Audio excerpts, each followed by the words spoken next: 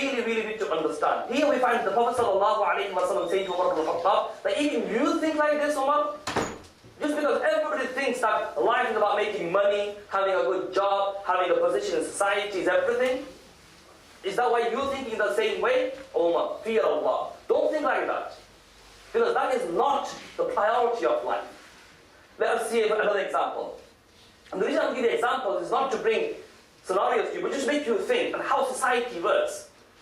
We are told again and again and again that Muslims do not allow their women to integrate with society. Muslims are barbaric. They make their women wear the hijab, the niqab, the face veil and the head veil.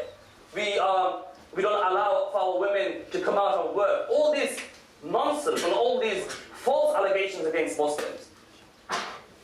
Now we find Muslims feeling to be inferior, feeling uncomfortable. Actually, you know what? Why is it that we don't allow our women? Nobody says that we don't allow our women. Of course, we find in the field of education itself, we find more Muslim women than there is of men. But these are false allegations against Muslims. But why?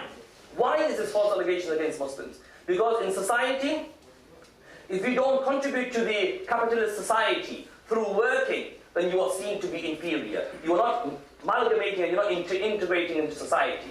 A woman who looks after the future generation of her family, her children, who looks after her home, who nurtures her children to be excellent Muslims, to be productive members of the Islamic Ummah, she is seen to be inferior in comparison to another woman who will do exactly the same responsibility that she would do in her own home. But this time, she's either a person working in a cafe who's cleaning up that same job, cleaning up the kitchen, cleaning up the bathroom, making food, and serving to her customers. So we find two situations. A mother will do that in her home, in her own kingdom, serving her children and her family. And another woman will be doing exactly the same responsibility, no difference. But this time in a cafe. We find that the woman who's doing the responsibility in a cafe is free. This woman, she's got a position in society. She is honored. She is known to be a contributor to the society that surrounds us. But to the woman who's in the kitchen of her own home, nurturing her children, facilitating the needs of her children, she is seen to be marginalized. She is seen to be oppressed. She is seen to be a wayward from society. So what sort of mentality is this? So we need to ask our question, are these biased mentalities? Are these mentalities which Muslims need to accept and need to think that how can I amalgamate these understandings into the way forward for Muslims through the teachings of Allah, His noble Messenger sallallahu alaihi wasallam. Nobody says that for women to work is wrong. Nobody says that. The Sahaba radiallahu anhum, in their life we find the female members of the Prophet sallallahu alaihi wasallam's ummah, the companions, they would come as nurses to the battlefield to assist the Sahaba radiallahu anhum. Even in Western society, how did the profession of nursing and the profession of healthcare come by? It came by from the First and the Second World War, when members of the British and American Army were injured in the battlefields. The women were sent to go and assist these injured army men. So in the same way, and these are seen to be women who are nurses today. So in the same way, Islam has also done the exactly same categories. But we need to understand where do our mentalities stand in relation to this.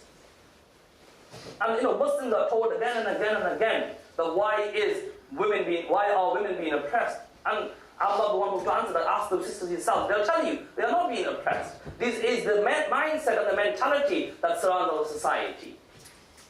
So as Muslims, we need to understand that what is our mentality? If the mentality of the Muslims are diluted with the mentality of the non-Muslim thinking, then there is a great danger that lies ahead of us. People feel uncomfortable, the way they act, the way they dress, the way they talk, the way they be, every aspect. Muslims are feeling in that inferiority complex, that I feel lower than my counter non-Muslim. And that should not be the case. We as Muslims need to understand that we have a framework taught to us by Allah and His Messenger, Muhammad Rasulullah sallallahu alayhi wa sallam. And we should abide by it no matter what may come in our way. Just the other day, and many of you maybe from the northeast will know that there's a very large Jewish community in the area of Gateshead, a very orthodox Jewish community.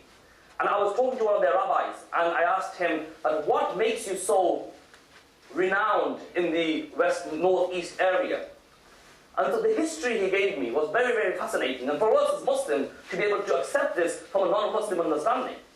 He said to me, the largest Jewish communities that resided in the Northeast in the early 1900s were the Jewish community of Sunderland and the Jewish community of Newcastle. But what happened to them was in the, as many of you know, in the Yahud and the Nasara and in the Jewish tradition, that they have the Sabbath, where they don't work, they don't do anything on a Saturday. And he said that because when they first came to England, it was very difficult for them to find any work.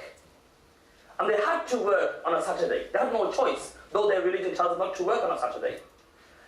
So the communities of Sunderland and the communities of Newcastle, the Jewish communities, they started to practice, they were practicing their religion, but because their religion told them they're not allowed to work on a Saturday, but they did work on a Saturday, they gave leeway and they were lax to one thing.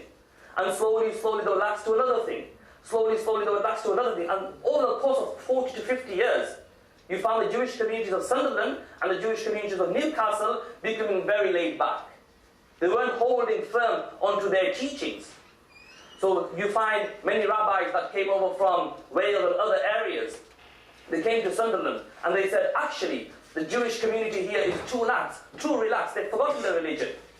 And these people went over to Gateshead and they said, you know what? We're going to start bringing our flock back together. We will not dilute our religion. We will not dilute our thinking. We will not dilute our mindset. We will not do anything if it comes to our religion.